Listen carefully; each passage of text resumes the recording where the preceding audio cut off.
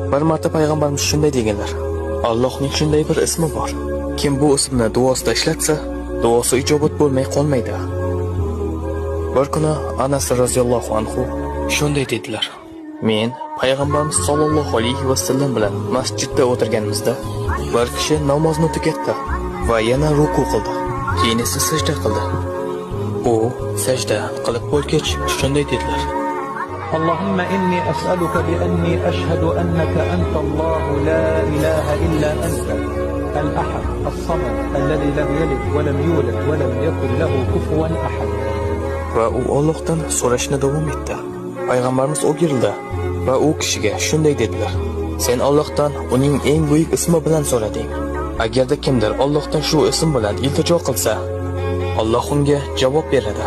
Agar kimdir shu ism bilan nimadir so'rasa, Alloh beradi. Alloh buni ikki